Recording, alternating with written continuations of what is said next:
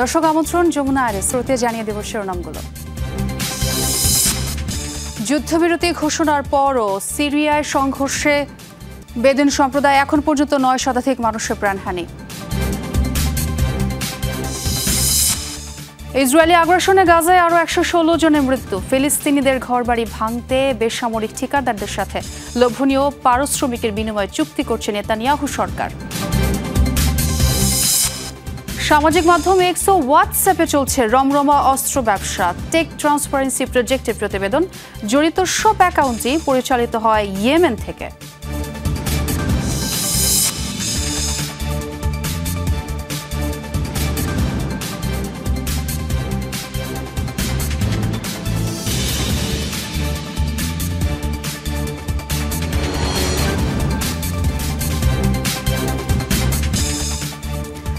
দর্শক এতক্ষণ শিরোনাম দেখছিলেন, আপনাদের সঙ্গে আছি আমি ছোঁয়া খন্দকার।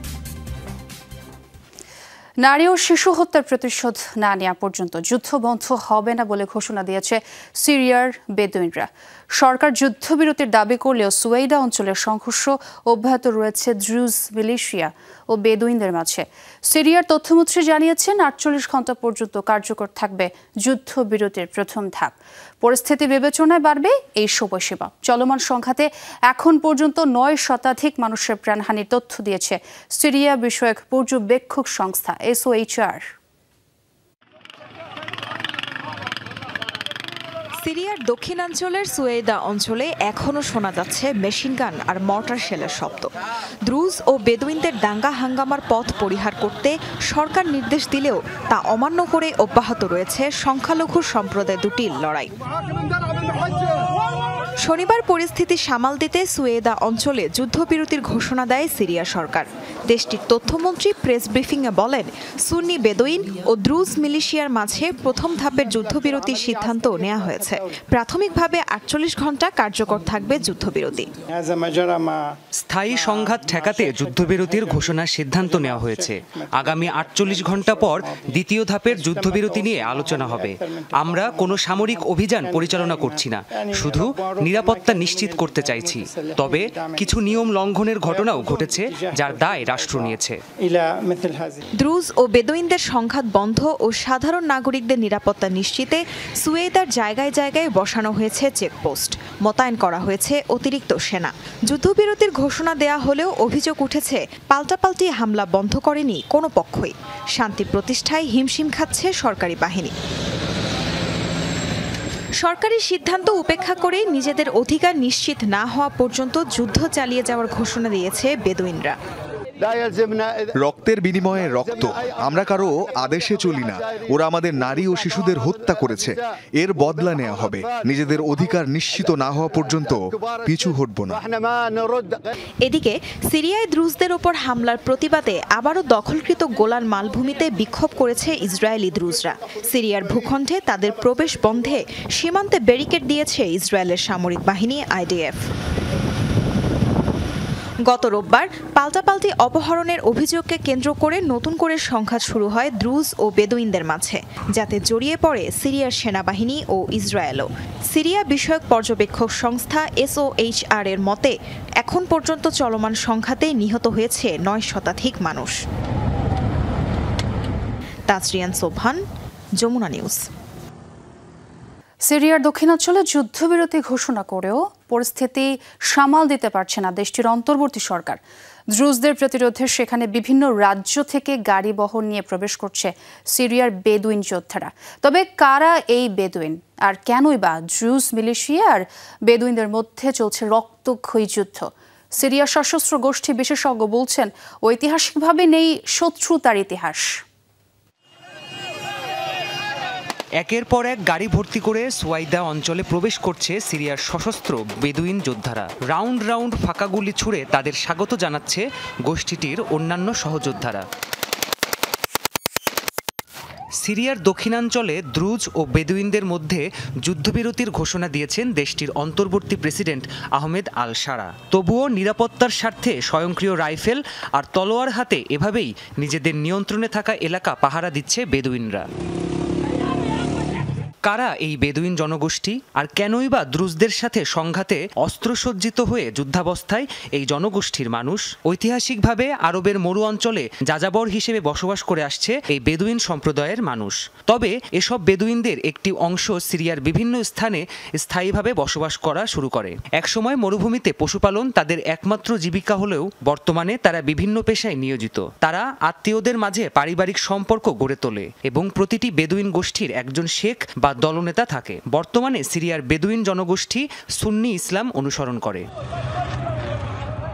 সিরিয়ার বিভিন্ন প্রদেশে বসবাস থাকলেও সোয়াইদা শহরে তারা সংখ্যালঘু। বিভিন্ন সময়ে অঞ্চলটিতে শিয়া ধর্মীয় সংখ্যাগুরু জাতিগোষ্ঠী দ্রুজদের সাথে তাদের সংঘর্ষ হয়ে আসছে। এসব সংঘর্ষের পেছনে ঐতিহাসিক কোনো কারণ নেই বলে মনে করছেন বিশ্লেষকরা। সম্প্রতি দ্রুজ সম্প্রদায়ের এক ব্যক্তির উপর হামলাকে কেন্দ্র করে নতুন করে সংঘাত শুরু হয়। পরে দুপক্ষের হামলা পাল্টা হামলা আর অপহরণের মতো ঘটনায় রক্তক্ষয়ী সংঘর্ষে রূপ নেয় পরিস্থিতি।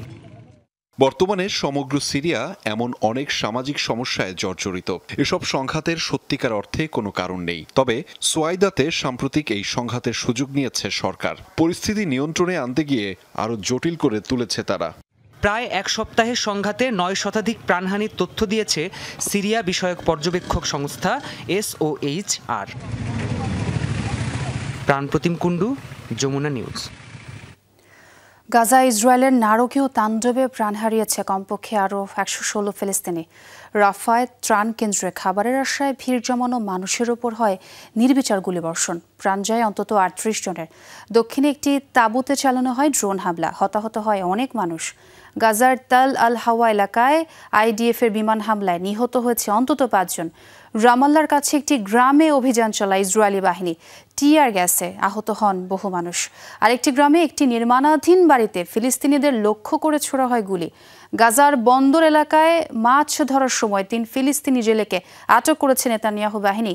আল শিফা হাসপাতালে খাদ্যের অভাবে মারা গেছে আরও 2 জন, যাদের মধ্যে রয়েছে 35 দিন বয়সী এক নবজাতক শিশুও।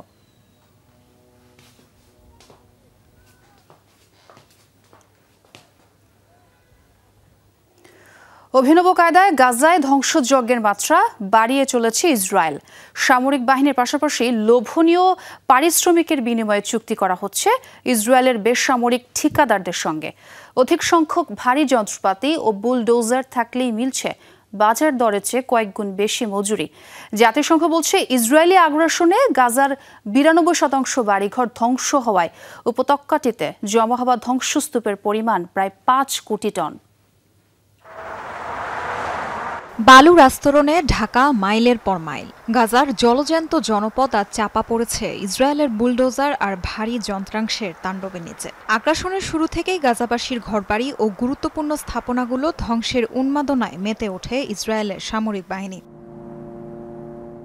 সম্প্রতি ইসরায়েলি বাণিজ্যিক পত্রিকা দ্য মার্কারের বরাতে এক চাঞ্চল্যকর তথ্য প্রকাশ করেছে মিডল ইস্ট আই। সেখানে বলা হয় ইসরায়েলের বেসরকারি ঠিকাদারদের লোভনীয় পারিশ্রমিকের বিনিময়ে গাজায় নিতে প্রচারণা চালাচ্ছে IDF। শর্ত, ভালো মানের বুলডোজার ও অন্যান্য ভারী যন্ত্রপাতি থাকতে হবে কন্ট্রাক্টরদের। উদ্দেশ্য গাজায় উচ্ছেদ অভিযানের মাত্রা আরও বাড়ানো। দ্য মার্কারের তথ্য অনুযায়ী চুক্তিবদ্ধ ঠিকাদার প্রতিষ্ঠানগুলোকে প্রতিদিন $1500 পারিশ্রমিক দিচ্ছে IDF। ফলে দিনে একজন অভিজ্ঞ ভারী যন্ত্র চালকের আয় হতে পারে $300 পর্যন্ত। IDF এর সাথে দর কষাকষি করারও সুযোগ আছে ঠিকাদারদের। বিল্ডিংয়ের উচ্চতার উপর ভিত্তি করে কম বেশি হয় শ্রমিকের মজুরি। একটি 3 তলা ভবন গুড়িয়ে দেওয়ার বিনিময়ে মজুরি পাওয়া যায় $750। এর দ্বিগুণ মূল্য পেতে হলে ভাঙতে হবে বহুতল ভবন। বেশি বেশি ঠিকাদারদের সন্ধানে অনলাইন বিজ্ঞাপনের হার কয়েক গুণ বৃদ্ধি পেয়েছে বলেও দাবি করেছে মিডল ইস্ট আই। লোভনীয় প্রস্তাব লুফে নেয়া কন্ট্রাক্টরদের সংখ্যাও দিন দিন বৃদ্ধি পাচ্ছে। জাতিসংঘের পরিসংখ্যান অনুযায়ী গাজায় ইসরায়েলি আগ্রাসনের শুরু থেকে এখন পর্যন্ত আংশিক ও পুরোপুরি ধ্বংস হয়েছে 92% বাড়িঘর। 360 বর্গ কিলোমিটারের উপত্যকাটিতে জমা হয়েছে প্রায় 5 কোটি টন ধ্বংসস্তূপ, যা পুরোপুরি অপসারণে লেগে যাবে কয়েক দশক। তাসরিয়ান সোবহান, যমুনা নিউজ।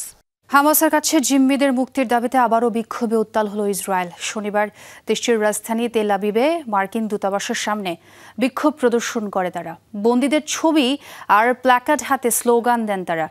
এখনও হামাসের সাথে কোনো চুক্তি না হওয়ায় নেতানিয়াহু প্রশাসনের বিরুদ্ধে ক্ষোভ ঝাড়েন আন্দোলনকারীরা। যুদ্ধবিরতি কার্যকরে যথাযথ উদ্যোগ নিতে মার্কিন প্রেসিডেন্ট ডোনাল্ড ট্রাম্পের প্রতি আহ্বান জানান তারা। মেক ইসরায়েল গ্রেট অ্যাগেইন প্ল্যাকার্ডও দেখা যায় কয়েকজনের হাতে। গাজায় যুদ্ধবিরতি চুক্তি ইস্যুতে দফায় দফায় আলোচনার পরও হয়নি সমাধান। শিগগিরই 10 ইসরায়েলি জিম্মি ছাড়া পাবে, আবারও এমন কথা জানিয়েছেন মার্কিন প্রেসিডেন্ট ডোনাল্ড ট্রাম্প। যুক্তরাজ্যের লন্ডনে ফিলিস্তিনপন্থীদের বিক্ষোভ ঘিরে ছড়িয়েছে ব্যাপক উত্তেজনা। গাজার পক্ষে আন্দোলন করায় ধরপাকড়ের শিকার অর্ধশতাধিক আন্দোলনকারী। ফিলিস্তিনিদের প্রতি সমর্থন জানাতে শনিবার লন্ডনের পার্লামেন্ট ভবনের সামনে জড়ো হয় বিক্ষোভকারীরা। কেফায়া পরে ব্যানার ফেস্টুন হাতে যুক্ত হয় বিভিন্ন শ্রেণী পেশার মানুষ। সন্ত্রাসবাদী কর্মকাণ্ডের অভিযোগে লন্ডনে নিষিদ্ধ সংগঠন প্যালেস্টাইন অ্যাকশনের প্রতি সংহতি জানায় তারা। বৃষ্টি উপেক্ষা করে পার্লামেন্ট ভবনের দিকে যায় মিছিল। আন্দোলনে বাধা দেয় পুলিশ, আটক করা হয় অন্তত 55 জনকে। একই সময় ইসরায়েলের পতাকা হাতে মিছিল করে ইসরায়েলপন্থী একটি দল। 32 মিনিটে 3টি শক্তিশালী ভূমিকম্পে কাঁপল রাশিয়ার প্রশান্ত মহাসাগরীয় উপকূল। মার্কিন ভূতাত্ত্বিক জরিপ সংস্থা USGS বলছে এর মধ্যে সবচেয়ে শক্তিশালী কম্পনে মাত্রা ছিল 7.4। অঞ্চলটিতে এরই মধ্যে সুনামির সতর্কতা জারি করা হয়েছে। USGS জানায় রাশিয়ার পূর্বাঞ্চলীয় কামচাটকা উপকূলে সর্বপ্রথম আঘাত হানে 6.7 মাত্রার কম্পন। এরপর একই এলাকায় 7.4 ও 5 মাত্রার আরও 2টি কম্পন অনুভূত হয়। অঞ্চলটিতে 1,63,000-এর বেশি মানুষের বসবাস। এখনও ভূমিকম্পের ক্ষয়ক্ষতি সম্পর্কে কোনো তথ্য পাওয়া যায়নি।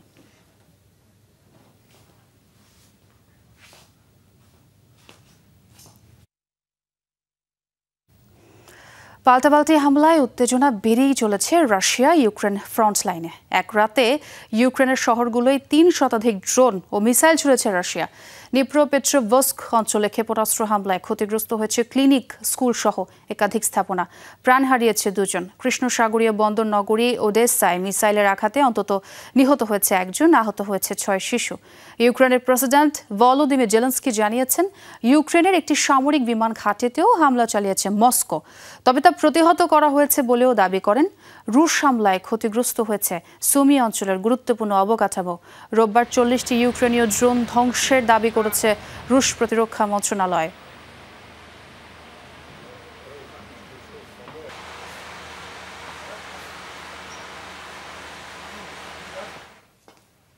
যুক্তরাষ্ট্রসহ বিভিন্ন পশ্চিমা দেশের অত্যাধুনিক অস্ত্রের রমরমা ব্যবসা চলছে সামাজিক মাধ্যমে।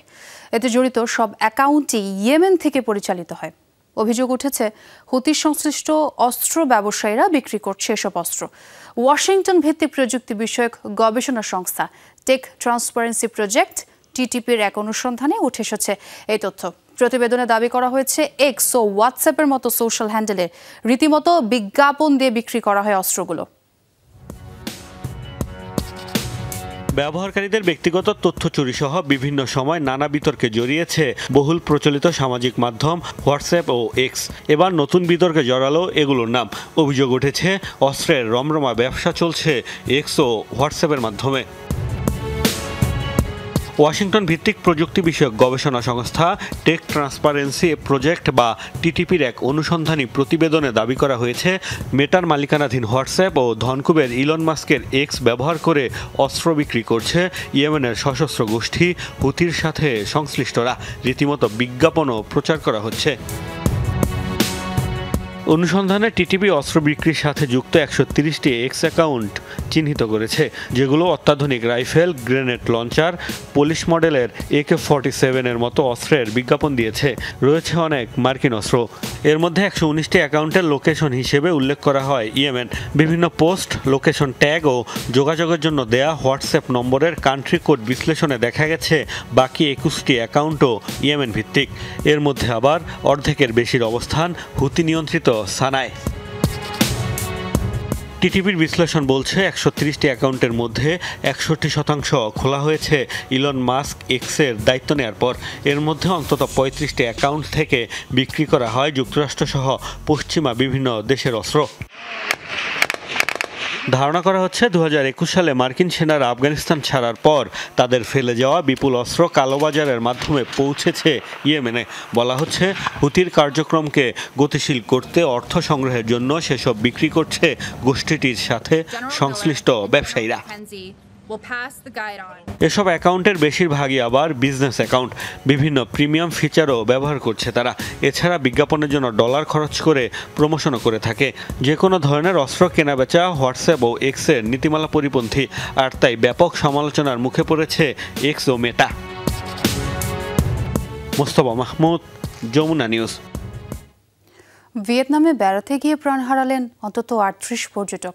আকস্মিক ঝড়ের কবলে একটি জাহাজ ডুবে হয় এই দুর্ঘটনা। জীবিত উদ্ধার করা হয়েছে ১১ জনকে। শনিবার বেলা ১:৩০টার দিকে ঝড়ের কবলে পড়ে নৌযানটি, ডুবে যায় কিছুক্ষণ পরই। দেশটির উত্তরাঞ্চলের কোয়াংনিং প্রদেশের হালং উপসাগরে হয় এই দুর্ঘটনা। এ সময় জাহাজটিতে ছিলেন মোট ৫৩ জন, যাদের মধ্যে ৪৮ জন পর্যটক এবং ৫ জন ক্রু। পর্যটকদের মধ্যে ছিল বহু নারী ও শিশু, যাদের বেশিরভাগই রাজধানী হ্যানয় থেকে বেড়াতে গিয়েছিলেন সেখানে। টানা বৃষ্টি, বন্যার ভূমিধসে দক্ষিণ কোরিয়া নিহতের সংখ্যা বেড়ে দাঁড়িয়েছে ১৪ জনে। দেশটির দক্ষিণাঞ্চলের গাপিয়ং এলাকায় তুমুল ক্ষয়ক্ষতির চিত্র উঠে এসেছে ফায়ার সার্ভিস প্রকাশিত বিভিন্ন ছবি আর ভিডিওতে। শনিবার সেখানে নতুন করে ২ জনের প্রাণহানি হয়েছে। বন্যার পানির তোড়ে ভেসে গেছে একটি ব্রিজ। আশপাশের গ্রামগুলোতে উদ্ধার কাজ পরিচালনা করছে প্রশাসন। এখনও নিখোঁজ ১২ জন। এদিকে ঘূর্ণিঝড় টাইফুনে বিপর্যস্ত প্রতিবেশী হংকং। ঘন্টায় ১৬৭ কিলোমিটার বেগে ঝোড়ো হাওয়া বইছে সেখানে। বিশেষ সতর্কতা জারির পাশাপাশি বাতিল করা হয়েছে ২০০-র বেশি ফ্লাইট।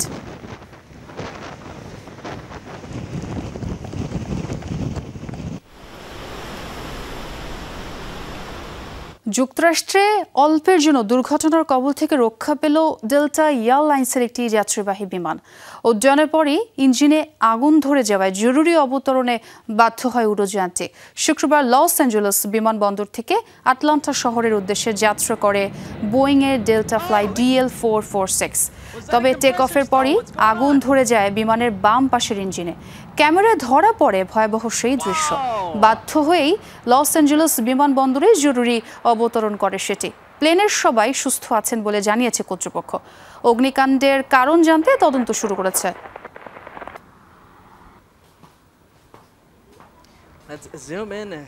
দীর্ঘ ২ দশক কোমায় থাকার পর অবশেষে না ফেরার দেশে চলে গেলেন সৌদি রাজপুত্র আল ওয়ালিদ বিন খালিদ আল সৌদ।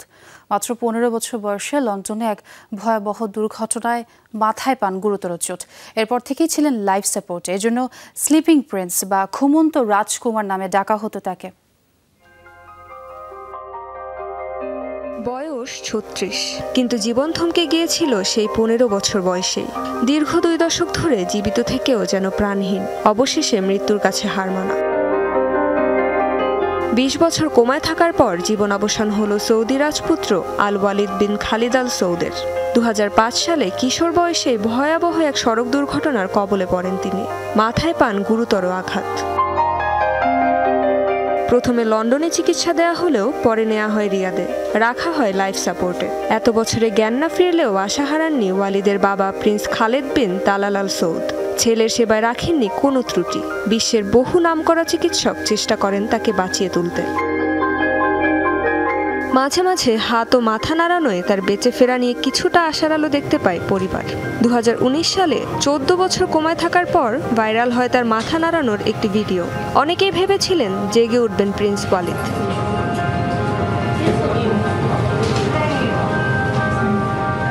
২০২০ সালে আরেকটি ভিডিওতে দেখা যায় এক নারীর ডাকে সাড়া দিয়ে আঙুল নাড়ানোর চেষ্টা করছেন সৌদি রাজপুত্র। ডান হাতের তালু অনেকটাই উপরে তুলতে সমর্থ হন। এর আগে ২০১৫ সালেও আশার আলো জাগিয়েছিলেন ঘুমন্ত রাজপুত্র।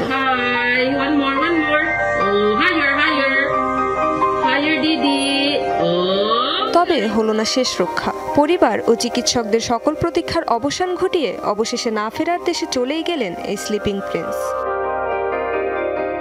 রেসবানা সাইমা, যমুনা নিউজ। দর্শক, এ ছিল যমুনা আইডিয়াসকে। এতক্ষণ যারা সঙ্গে ছিলেন সবাইকে ধন্যবাদ।